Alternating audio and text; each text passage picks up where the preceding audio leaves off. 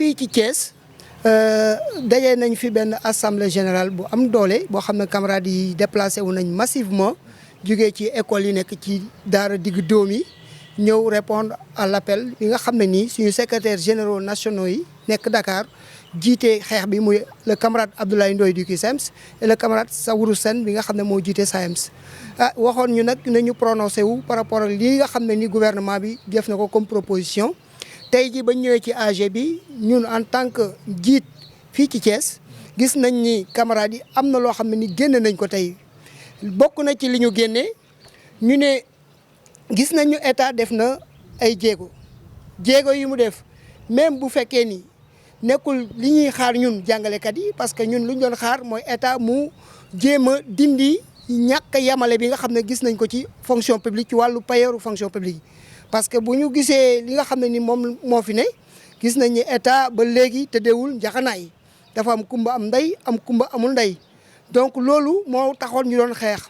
mais comme état def na benn pas c'est ñun ci réew mi la ñu bokk ay patriotes lañ comme tout le monde camarades yi ci boppam ñoo reconnaître ni état def na pas ñun nañu def benn pas fekk si ko mooy nañu jéem a fexe ñu teg lenge yi tegandigum parce que tegandigum la ñuy wax mooy suspension dañ koy tegandigum xool ndax moom lii nga xam ne nii wax na dina ko def ndax dina ko def d'abord ndax également pare na pour continuer eggale li ñuy wax correction système de rémunération bi loolu yëpp bokk na ci li nga xam ne moom la base bi wax c'est base bi également dafa wax ni nañ ko wut benn xaatim pour dëggal li nga xam ne état moom la wax na def benn xaatim benn arrêté interministériel boo xam ne nii mooy wane ni jàngalekatu Sénégal yi nekk ci daara diggu doom yi nga xam ne ñoom lañ fi représenté am na yokk yu ñu leen defal si seen salaire c'est yokk boobu benn impôt bokk ci ndax loolu la ñu wax ci réunion bu ñu mujjee moo tax daal pour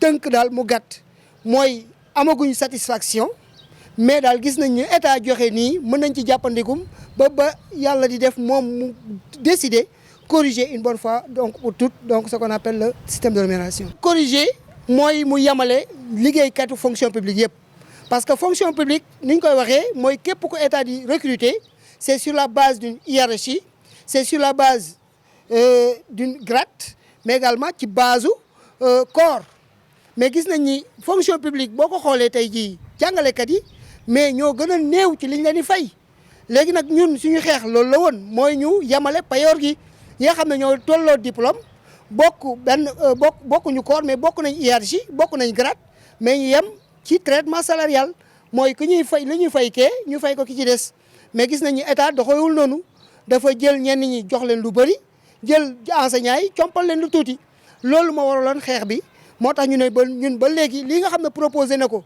ñu xam ne ni tuuti na par rapport lu ñuy xaar mais teewul ni école bi suñu école la xam nañ ni mooy suñu gagne-pain c'est wax dëgg yàlla ndongo yi suñuy ndongo lañu ñun ñooy les premiers parents d'élèves moo tax ñu ne jekk na nag ñu wéer gànnaay yi en attendant di xool ndax état li mu wax dina ko def du ko def wala tamit li nga xam ne mooy corriger li naan inéquité yi mooy ñàkk a yemale gi ak injustice yi nekk ci fonction publique ndax dina ko def. Nous étions allés en grève parce que la base nous avait demandé d'aller en grève pour obliger l'État à corriger le système de rémunération, à apporter aussi, à créer à mettre corps sur le corps des administrateurs scolaires.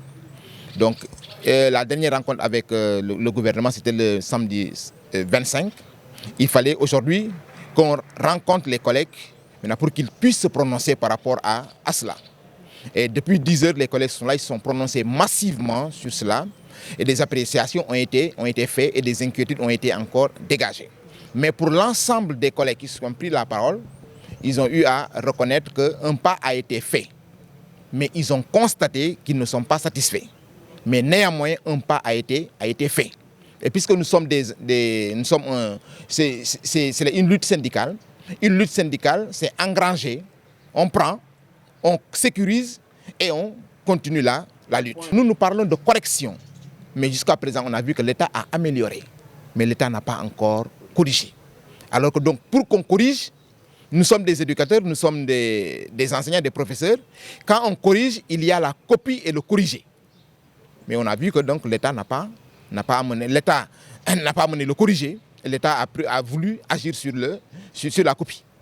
Donc et nous ne sommes pas encore satisfaits. Nous ne sommes pas encore satisfaits, mais la base demande à ce que nous prenions ce qui est là pour l'instant. Mais elle n'est pas satisfaite. Ils ont demandé à ce qu'on suspende le mot d'ordre de grève, mais qu'on mette en place un comité de suivi. Que l'État aussi mette en place ce qu'on signe un arrêté interministériel. Qu'un arrêté soit pris, un arrêté interministériel, prouvant que les sommes promises, c'est le net à percevoir. Que ça soit clair et sans équivoque. Et nous prenons l'opinion publique nationale et internationale. Les collègues ont été très clairs. L'État, nous demandons à ce que l'État soit de très bonne foi. Et ce protocole que l'État nous a demandé de signer, que ce protocole soit un protocole sincère. Parce que sinon, nous serons là le 1er juin pour évaluer. On ne peut pas lever parce que nous ne sommes pas encore satisfaits. Nous allons suspendre le mot d'ordre. C'est ce que la base a décidé au niveau de Thiès.